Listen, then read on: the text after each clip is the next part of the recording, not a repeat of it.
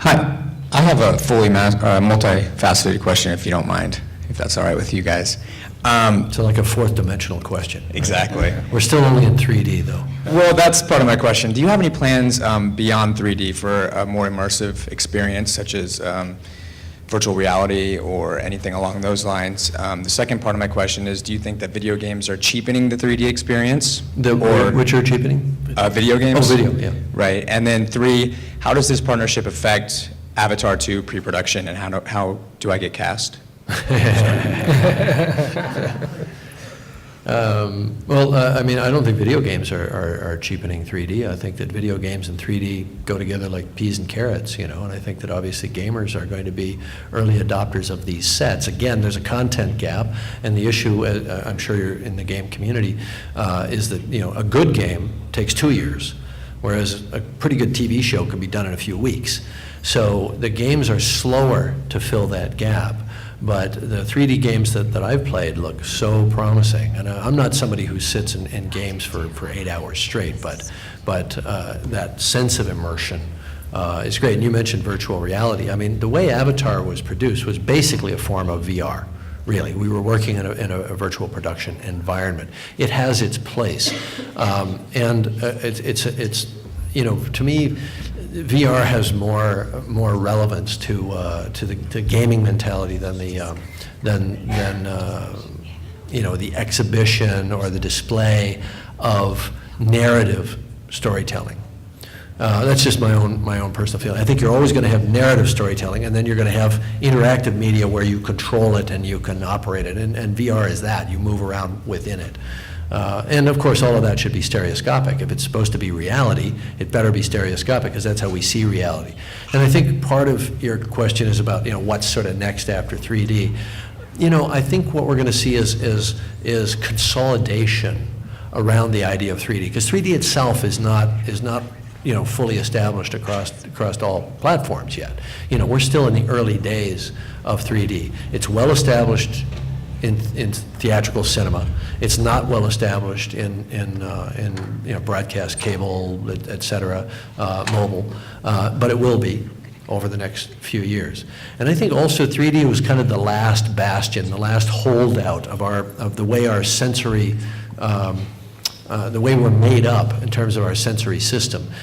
We see in color, we see in 3D, we hear stereophonically. All of these things took time. First it was black and white, then sound came. That made a lot of sense. Then color came, and then widescreen to fill more of our peripheral field of view, so we experienced the movie more like real life. And it kept, our movie and broadcast media kept coming closer and closer to how our human sensory system operates. Well, we're pretty much out of senses at this point other than smell, and I don't know if I necessarily want to smell half the things I see in a movie. I think people experimented with that, and it went away for a good reason. And the other thing is kinesthetic motion, and people are experimenting with what they call 4D, which is hot seats, moving seats, and so on. And that may have an application for certain types of films, but I don't think you're going to see the kind of broad adoption of that you would for 3D, because 3D is basic. It's fundamental. It's a fundamental aspect of the way we perceive the world. Every animal has a minimum of 2 eyes. You don't see one-eyed animals. You don't even see one-eyed insects for the most part. What you see is stereoscopic vision, and we have that for a reason. Our brains are wired around the idea of stereoscopic vision. So to me, that's like the last great thing.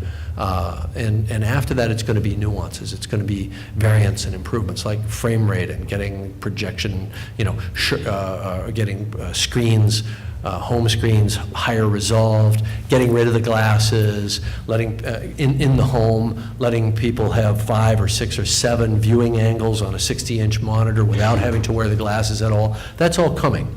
Let's say within, I'm told, anywhere from 3 to 5 year horizon on that.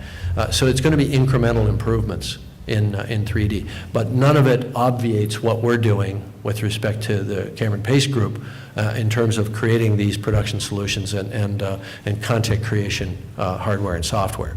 It'll flow right to those screens, just in a more and more improved way. Do you want to add to that? No, totally in sync. Okay. We've got time for a couple more questions. One's right here. This guy's been very persistent. Thanks for answering my question, James. Yeah, okay. I didn't answer the part about Yeah, well, I didn't expect you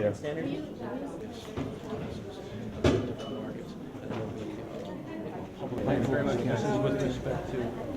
This is with respect to, James, would you mind respecting? Thank you very much. Nerdlocker. That's good. James, sorry.